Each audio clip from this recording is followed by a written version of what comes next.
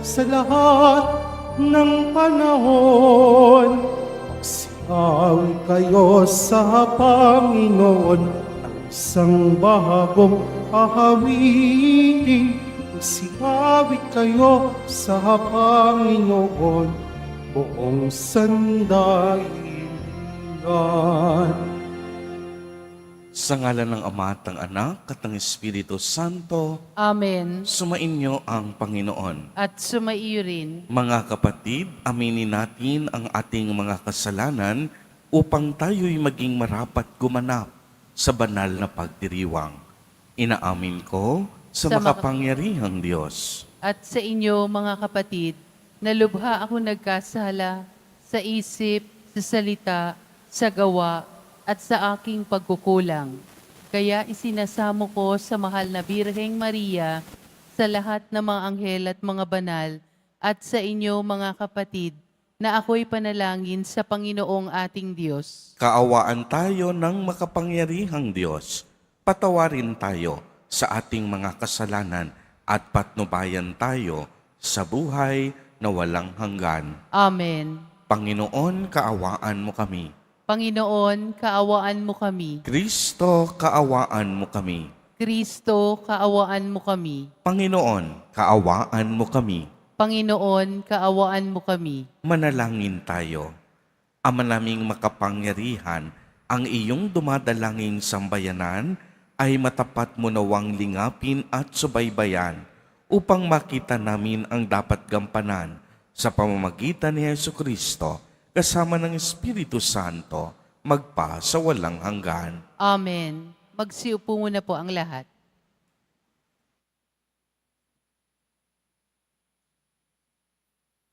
Pagbasa mula sa sulat sa mga Hebreo. Mga kapatid, sapagkat ang salita ng Diyos ay buhay at mabisa, higit na matalas kaysa alinmang tabak na magkabilay talim. Ito'y tumatagos maging sa pinaghihiwalayan ng kaluluwa at espiritu, sa mga kasukasuan at ng utak sa buto, at nakatataho sa mga iniisip at binabalak ng tao. Walang makapagtatago sa Diyos. Ang lahat ay hayag at lantad sa kanyang paningin, at sa kanya tayo magsusulit. Magpakatatag tayo sa ating pananampalataya, yamang meron tayong dakilang saserdote na pumasok sa kalangitan sa harapan ng Diyos. Walang iba kundi si Jesus na anak ng Diyos. Ang dakilang saserdote nating ito ay nakauunawa sa ating mga kahinaan, sapagkat sa lahat ng paraay, tinakso siyang tulad natin, ngunit hindi nagkasala. Kaya huwag tayong makatubiling lumapit sa trono ng mahabaging Diyos at do'y kakanta natin ng habag at kalinga sa panahong kailangan natin ito.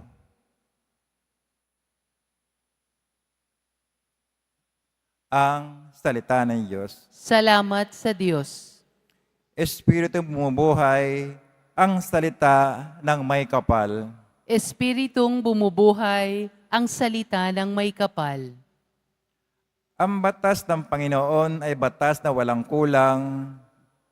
Ito'y utos na ang dulot sa tao ay bagong buhay. Yung kanyang mga batas ay mapagtitiwalaan, nagbibigay ng talino sa pahat-ang kaisipan. Espiritong bumubuhay, ang salita ng may kapal. Ang tuntuning ibinigay ng poon ay wastong utos, liligaya ang sinuman kapag ito ang sinunod. Ito'y wagas matuwid, pagkat mula sa Diyos, pangunawa ng isipan, yung bungang idudulot. Espiritong bumubuhay, ang salita ng may kapal. Yung paggarang sa poon ay marapat at mabuti, isang banal na tungkuli na iiral parati. Pati mga hatol niya ay matuwid, nakahatulan, Kapag siyang humatol, ang pasya ay pantay-pantay. Espiritong bumubuhay ang salita ng may kapal.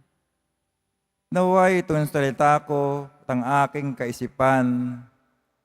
Sa iyo'y makalugod, Panginoon ko't kanlungan.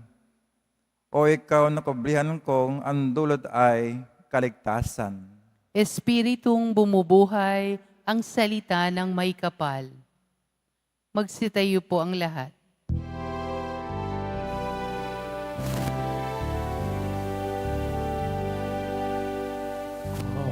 Alleluia, Alleluia,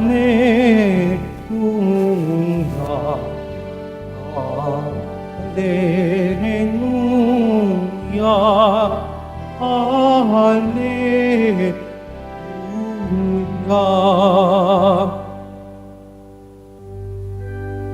Ikaw, Kristo, ay sinubo upang sa dukha ay magturo, magpalaya sa binanggo. Alleluia, Alleluia,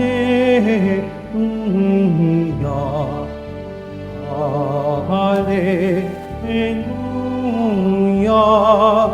Alleluia.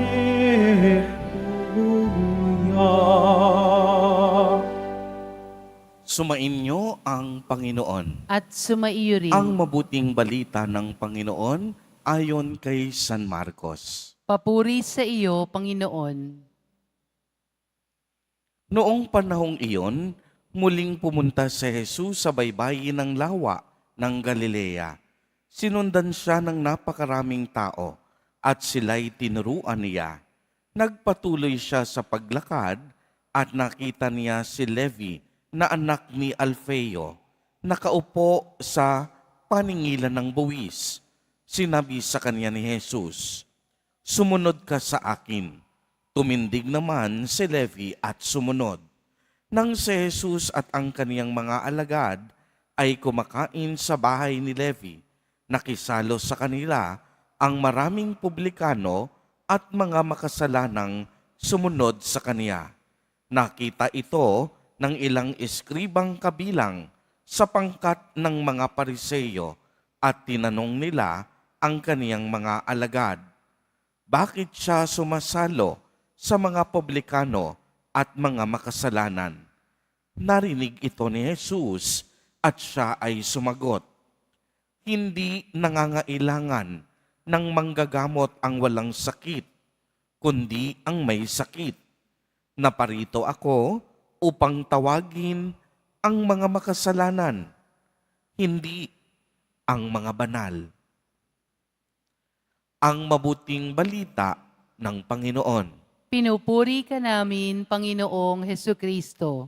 Magsiupo muna po ang lahat. Magandang umaga po sa inyong lahat, mga kapatid kay Kristo.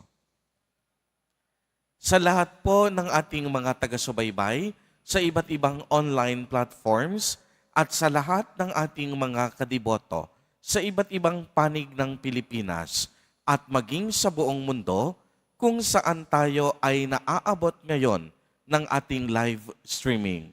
Mapayapang umaga din po sa inyong lahat. Purihin at dakilain natin ang ating Panginoon, ang mahal na poong Jesus Nazareno.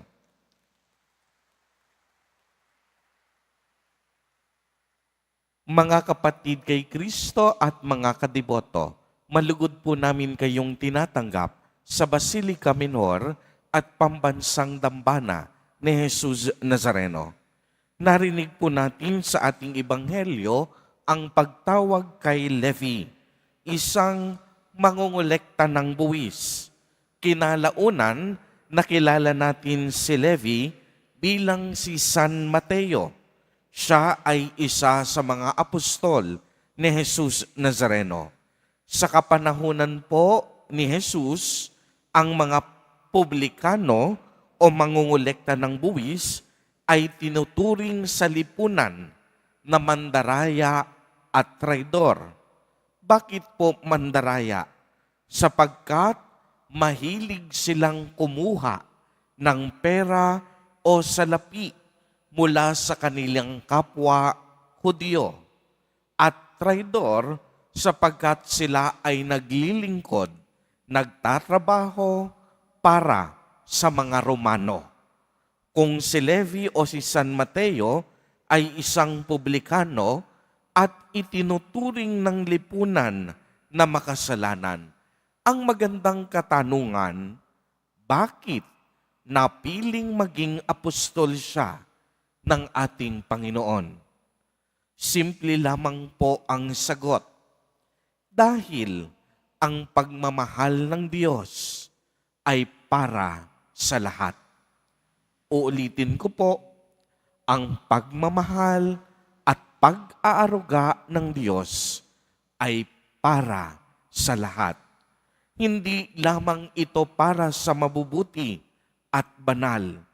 Minamahal at kinakalinga ng Diyos maging ang makasalanan. Hindi galit ang Diyos sa tao. Ang Diyos ayaw niya ng kasalanan. Kaya kahit makasalanan, nililingap ng ating Panginoon. Sa katunayan, espesyal sa puso ng Diyos ang isang makasalanan na nagsisisi. Nais ko pong linawin uli, hindi nais ng Diyos ang kasalanan.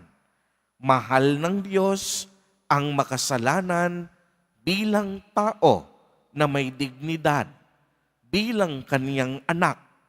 Kaya naman, ang kaniyang pagmamahal ay hindi nauubos sa kabila ng ating pagiging makasalanan. Ibig sabihin nito na ang Diyos sa kaniyang pagmamahal, inaasahan tayo na magbalik loob. Araw-araw, binibigyan niya ang bawat makasalanan ng pagkakataong magbago, magsisi at maging matuwid sa ating pamumuhay. Kaya nga narinig natin sa Ebanghelyo ang sinabi ni Jesus, "Sumunod ka sa akin." Ang pagsunod sa Diyos, unang-una, nangangailangan ng pagbabalik loob. Mahihirapan tayong sumunod sa kalooban ng Diyos, malibang pagsisihan muna natin ng buong puso ang ating mga kasalanan. Kaya nga hindi madaling sumunod sa kalooban ng Diyos. Kung pagninilayan natin, mahirap. Pero lagi kong sinasabi, mahirap man ito, posible pa rin at makakayanan natin dahil ang Espiritu Santo laging naririyan upang tanglawan, gabayan at liwanagan ang ating puso't kaisipan.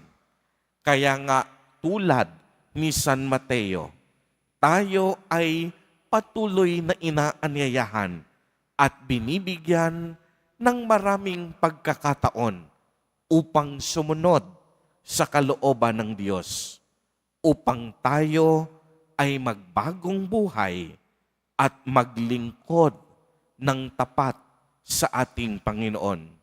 Naway, hindi masayang ang mga pagkakataong patuloy na ibinibigay sa atin upang tayo'y makasunod sa kalooban ng Diyos. Sumunod tayo kay Jesus Nazareno at tiyak yon ang buhay natin pagpapalain. Hindi tayo mabibigo at tayo'y kanyang sasamahan sa araw-araw ng ating pamumuhay. Amen. Purihin at dakilain natin ang ating Panginoon, ang mahal na poong Jesus Nazareno.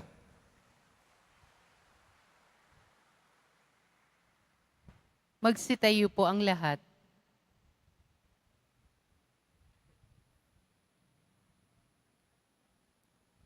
Minamahal kong mga kapatid, dumating si Kristo upang tawagin ang mga makasalanan at sila ay maligtas. Mulat sa tawag na ito, may kababaang loob, ilapit natin ang ating pangangailangan sa Ama. Sa bawat panalangin, ang atin pong itutugon, banal na manggagamot, hipuin mo kami. Banal na manggagamot, hipuin mo kami. Ang ating simbahan naway makita bilang mapagpagaling na tahanan ng mga mahihina at mga makasalanan. Manalangin tayo. Banal na manggagamot, hipuin mo kami. Ang mga nasa publikong tungkulin naway sa katuparan ng malinis at tapat ang kanilang mga gawain. Manalangin tayo. Banal na manggagamot, hipuin mo kami. Ang mga nagtatalaga ng kanilang sarili sa Diyos, naway ibuhos ang kanilang buhay sa Diyos at sa simbahan tulad ni Maria sa pamamagitan ng kanilang pamumuhay sa pagdaralita, kalinisan at pagtalima. Manalangin tayo. Banal na manggagamot, hipuin mo kami. Ang mga taong nabubuhay sa pagkakasala, naway tingnan natin ng may habag at pangunawa. Manalangin tayo. Banal na manggagamot, hipuin mo kami. Ang mga yumao naway makaranas ng mapagligtas na kapangyarihan ng Diyos. Manalangin tayo. Banal na manggagamot, hipuin mo kami. Sa ilang sandali ng katahimikan, ating panalangin ang iba pang mga pangangailangan ng ating pamayanan, gayon din ang mga intensyon na iniaalay sa ating misa sa araw na ito, at isama rin natin ang ating pansariling kahilingan.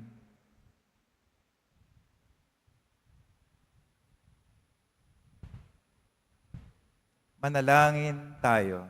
Banal na manggagamot, hipuin mo kami. Isama natin sa ating mga panalangin ang mga kapatid at kariboto natin na nagdiriwang ng kanilang kaarawan sa araw na ito.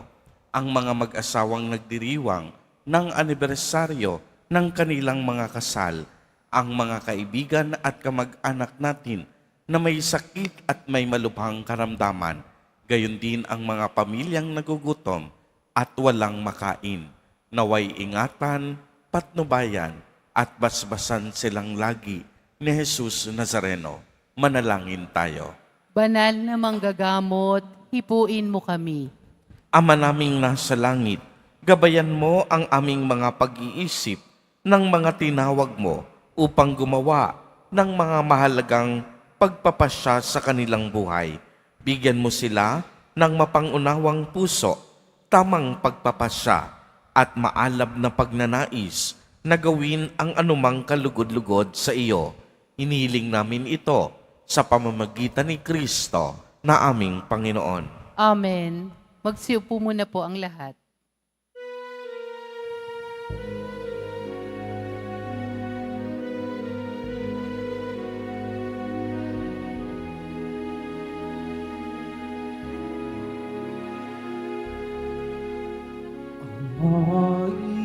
Maihandog so Panginoon ang tinapay at alak na sa aming kamay sa iyong kabutihan. Aming alay ang tinapay at alak sa isag ng aming buhay.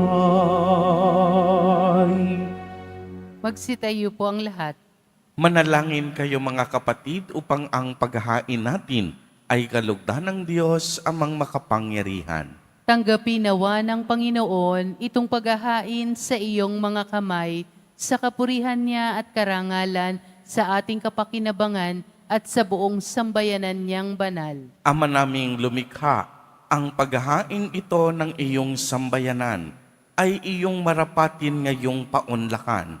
Pakundangan dito, mapasa amin nawa ang iyong kabanalan at ang masugid naming dalangin ay iyong pagbigyan sa pamamagitan ni Jesucristo kasama ng Espiritu Santo magpa sa walang hanggan. Amen. Sumainyo ang Panginoon. At sumaiyo rin. Itaas sa Diyos ang inyong puso at diwa. Itinaas na namin sa Panginoon. Pasalamatan natin ang Panginoong ating Diyos. Marapat na siya ay pasalamatan. Ama naming makapangyarihan, tunay ngang marapat na ikaw ay aming pasalamatan.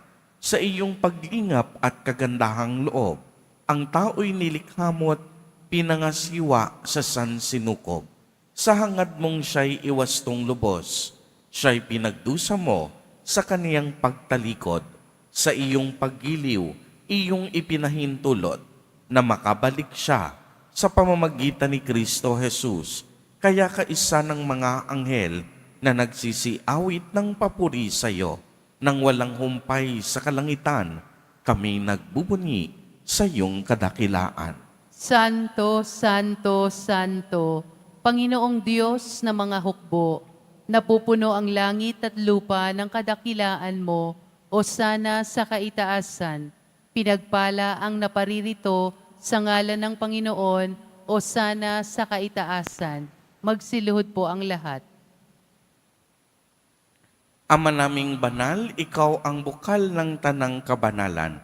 Kaya't sa pamamagitan ng iyong Espiritu, ay gawin mo pong banal ang mga kaloob na ito upang para sa amin ay maging katawan na tugo ng aming Panginoong Jesucristo. Bago niya pinagtiis ang kusang loob na maging handog, hinawakan niya ang tinapay, pinasalamatan kaniya, pinagati-hati niya iyon, iniabot sa kaniyang mga alagad at sinabi, "Tanggapin ninyong lahat ito at kanin. Ito ang aking katawan na ihahandog para sa inyo."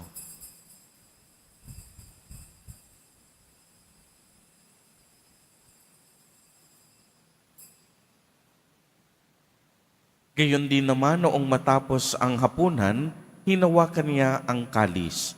Muli kanyang pinasalamatan.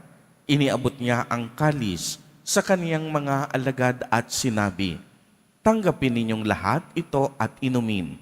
Ito ang kalis ng aking dugo, ng bago at walang hanggang tipan, ang aking dugo na ibubuhos para sa inyo at para sa lahat sa ikapagpapatawad ng mga kasalanan. Gawin ninyo ito sa pag-alaala sa akin."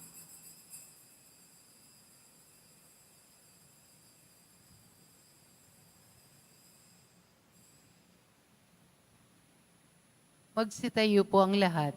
Ang misteryo ng pananampalataya. Si Kristo'y namatay, si Kristo'y nabuhay, si Kristo'y babalik sa wakas ng panahon. Ama, ginagawa po namin ngayon ang pag-alaala sa pagkamatay at muling pagkabuhay ng iyong anak. Kaya't iniaalay namin sa iyo ang tinapay na nagbibigay buhay at ang kalis na nagkakaloob ng kaligtasan. Kami po'y nagpapasalamat dahil kami iyong minarapat na tumayo sa harap mo para maglingkod sa iyo. Isinasamo namin na kaming magsasalo-salo sa katawan at dugo ni Kristo ay mabuklod sa pagkakaisa sa pamamagitan ng Espiritu Santo. Ama, lingapin mo ang iyong simbahang laganap sa buong daigdig. Puspusin mo kami sa pag-ibig kay isa ni Francisco na aming Santo Papa at ni Jose na aming Obispo at ng Tanang Kaparian. Alalahanin mo rin ang mga kapatid naming nahimlay nang may pag-asang sila'y muling mabubuhay, gayon din ang lahat ng mga pumanaw. Kaawaan mo po sila at patuloyin sa iyong kaliwanagan. Kaawaan mo at pagindapatin kaming lahat na makasalo sa iyong buhay na walang wakas. Kaisa ng mahal na Birheng Maria na Ina ng Diyos, ng kabiyak ng puso niyang si San Jose, kaisa ng mga apostol at ng lahat ng mga banal na namuhay dito sa daigdig ng kalugod-lugod sa iyo, maipagdiwang nawa namin ang pagpupuri sa ikararangal mo sa pamamagitan ng iyong anak na aming Panginoong Hesukristo. Sa pamamagitan ni Kristo, kasama niya at sa Kanya, ang lahat ng parangal at papuri ay sa iyo, Diyos amang makapangyarihan, kasama ng Espiritu Santo, magpa sa walang hanggan. Amen. Sa tagubilin ng mga nakagagaling na utos at turo ni Jesus na Panginoon natin at Diyos, ipahayag po natin ng lakas loob. Ama namin, sumasalangit ka. Sambahin ang ngalan mo, mapasa amin ang kaharian mo, sundin ang loob mo dito sa lupa para nang sa langit. Bigyan mo kami ngayon ng aming kakanin sa araw-araw at patawarin mo kami sa aming mga sala para nang pagpapatawad namin sa nagkakasala sa amin. At huwag mo kaming ipahintulot sa tukso at iadya mo kami sa lahat ng masama. Hinihiling namin na kami iadya sa lahat ng masama, pagkalooban ng kapayapaan araw-araw, iligtas sa kasalanan at ilayo sa lahat ng kapahamakan, samantalang aming pinananabikan ang dakilang araw ng pagpapahayag ng tagapagligtas naming si Hesukristo. Sapagkat iyo ang kaharian at ang kapangyarihan at ang kapurihan magpakailanman. Amen. Panginoong Hesukristo, sinabi mo sa iyong mga apostol, kapayapaan ang iniiwan ko sa inyo, ang aking kapayapaan ang ibinibigay ko sa inyo. Tunghayan mo ang aming pananampalataya at huwag ang aming pagkakasala. Pagkalooban mo kami ng kapayapaan at pagkakaisa ayon sa iyong kalooban, kasama ng Espiritu Santo, magpa sa walang hanggan. Amen. Ang kapayapaan ng Panginoon ay laging sumainyo. At sumaiyo rin. Magbigayan po tayo ng kapayapaan sa isa't isa.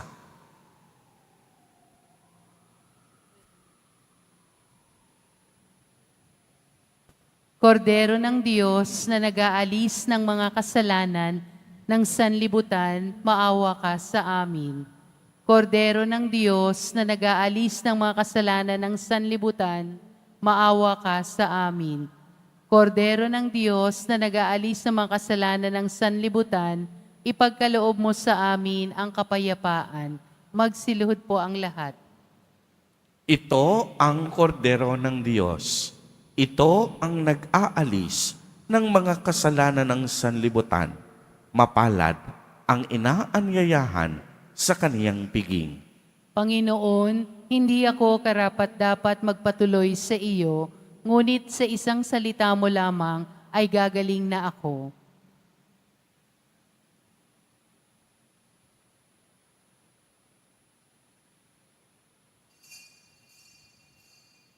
Para sa lahat ng tatanggap ng banal na komunyon, sasagot po tayo ng Amen. Pagkasabi ng pari o ng lay minister ng katawan ni Kristo at isubo agad sa bibig bago umalis sa harapan ng pari o lay minister. Sumunod po tayo.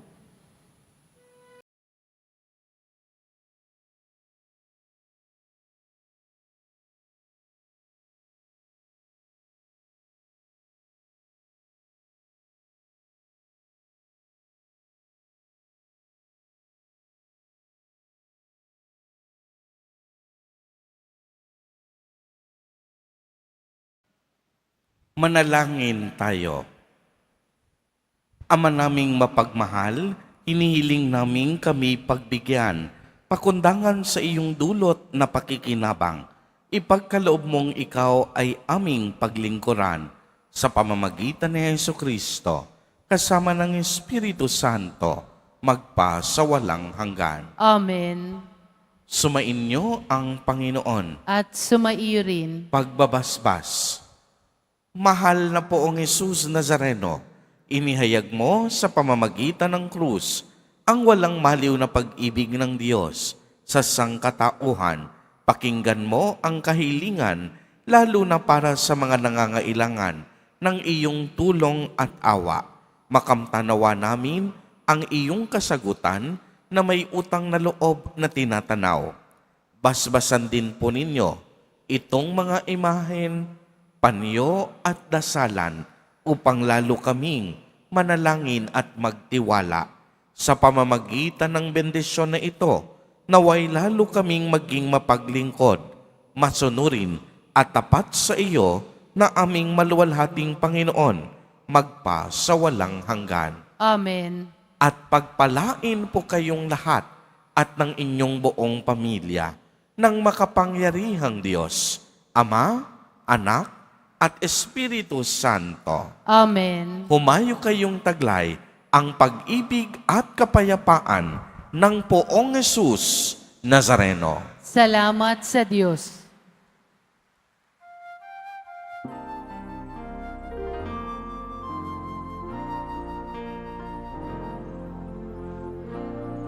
Jesus Nazareno, sinasamba ka namin.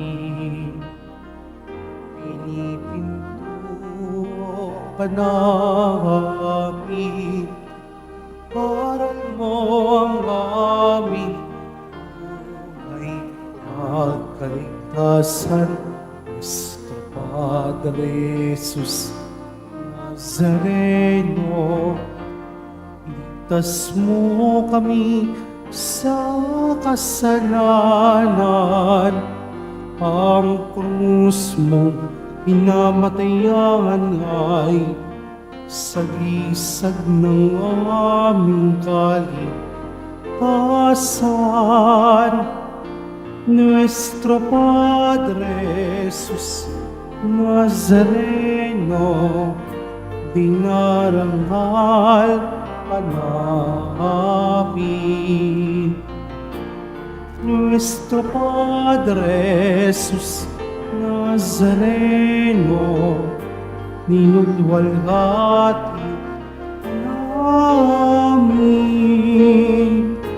Nuestro Padre Jesus Nazareno, dinarangal namin. Nuestro Padre Jesus Nazareno, ninulwalhati namin.